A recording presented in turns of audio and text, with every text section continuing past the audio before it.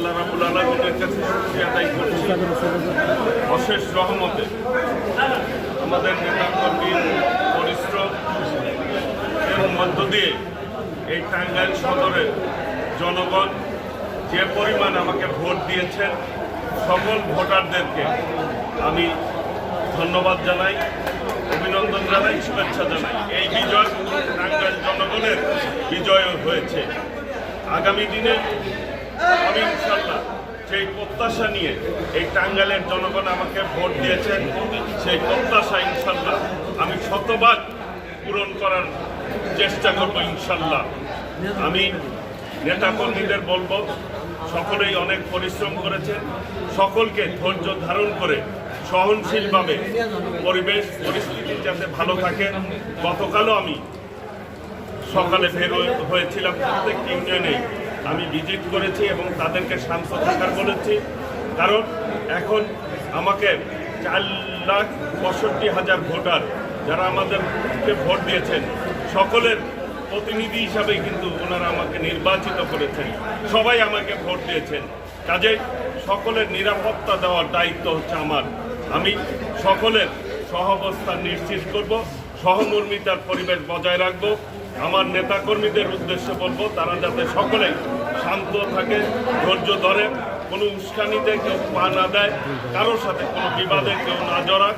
সকলে মিলে আমরা সুন্দর শান্তির টাঙ্গাইল গড়ে তুলবো ইনশাল্লাহ। দুই ভাইয়ের বিজয়, এই ভাইয়ের মধ্যে মানুষের প্রত্যাশা যেটি যে এইবার মন্ত্রী হিসেবে দেখতে চায় টাঙ্গাইলবাসী আপনাকে এবং আপনার ভাইকে।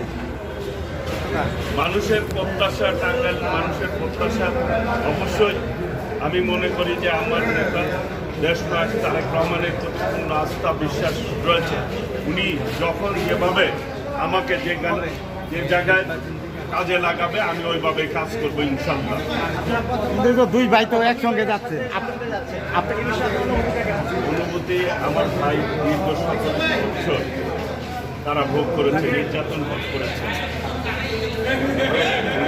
নির্বাচিত হওয়ায় আমি অত্যন্ত খুশি হয়েছি, আনন্দিত হয়েছি। আমার ভাই সকলে মিলে তাকে দল মত ধর্ম বর্ণ নির্বিশেষে সবাই তাকে ভোট দিয়েছেন এবং তার ভোটের ব্যবধান এই নির্বাচনে সবচাইতে বেশি রেকর্ড করেছেন। কাজেই আমাকেও টাঙ্গাইল সদরের জনগণ আমাকে বিপুল ভোটে নির্বাচিত করেছেন।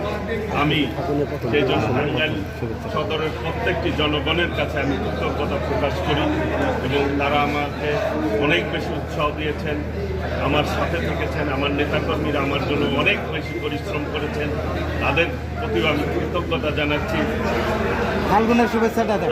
আজকে হচ্ছে ফাল্গুনের প্রথম দিন, এরকম আজকের 1 ফাল্গুন, সেই জন্য আমি সকলকে বলব, এই বাংলাদেশের গণতন্ত্রের যে বসন্ত বয়ে যাচ্ছে, বাংলাদেশের মানুষের হৃদয়ে যে বসন্ত বয়ে যাচ্ছে, এই বসন্ত যাতে মানুষের মঙ্গলের জন্য হয়, মানুষের কল্যাণের জন্য হয়, শান্তির জন্য হয়।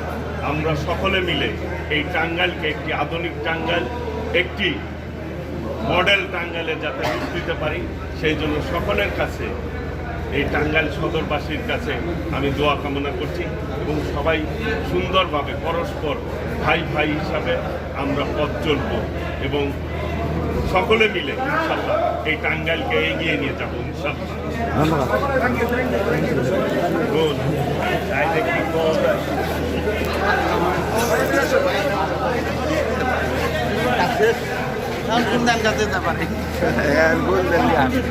কয়বার দেখা করুন